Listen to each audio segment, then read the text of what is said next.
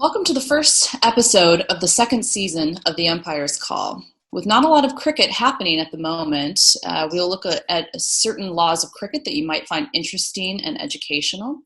We have two umpires on right now. Tushar, who's a qualified Stage 3 ECB ACO umpire and accredited tutor and has conducted courses for training of umpires at Lord's and at the Finchley Indoor Cricket School.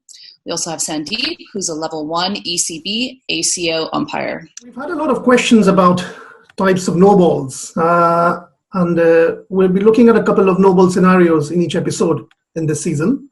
No ball is a very interesting topic to discuss. I too receive a lot of queries from friends and people who are interested in cricket on the no ball rule. No ball can be called in several ways. The most common way, of course, is the front foot no ball. But you can call a no ball for more than 10 reasons. What I would like to refer today and discuss with Tushar is an incident that happened way back in 1981. This was a one-day match between Australia and New Zealand New Zealand required 6 runs to tie the match of the last ball of the game. So 7 runs to win, 6 runs to tie the game of the last ball of the match.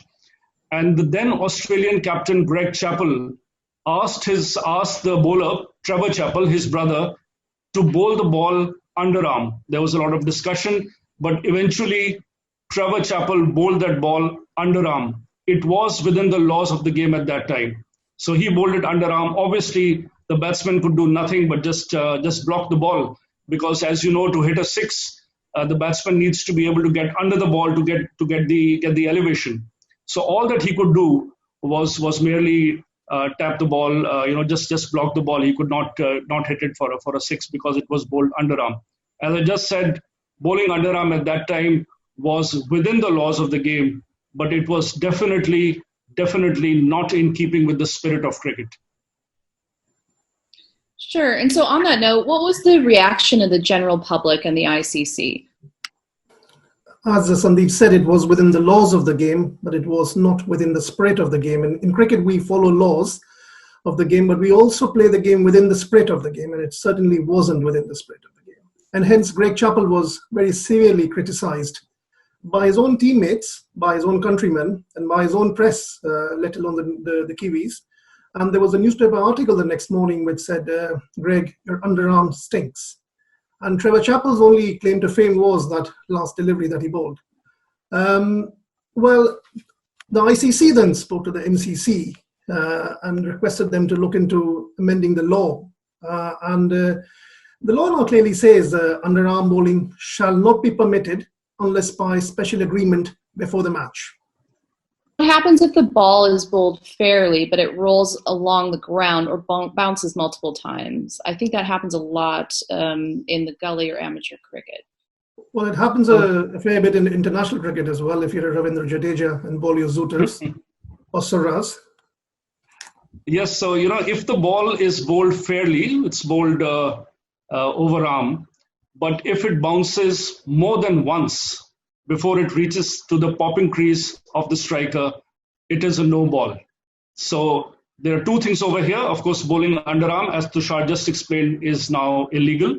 But even if it's bowled fairly and it bounces more than once before it gets to the popping crease where the striker is, it's a no ball. Also, if it rolls, so you bowled it fairly, but the ball rolls to the striker at the popping crease, that too is a no ball. And there's another scenario where the ball might be bowled fairly, but it stops before reaching the batsman's wicket. Even that's a no ball, but it's a no ball and a dead ball. And the reason why it's called a dead ball is because you don't want the batsman coming and whacking it. And you'd rather have a dead ball than a dead bowler. In fact, this reminds me of an incident that happened in the Irani Trophy final. Delhi were playing rest of India in the 1980s. And I don't remember the bowler, but Ravi Shastri was the batsman, and the ball came and lay stationary at short cover. And Ravi Shastri came and whacked this to the cover boundary. So obviously he'd been mixing golf and cricket very well, even in those days. And I remember that game very well because the rest of India chased down more than 400 in a day in those days. Yes, Tushar. So the infinite possibilities in this fascinating game of cricket. Thanks everyone for watching this episode. If you enjoyed this video, don't forget to like, share, and subscribe.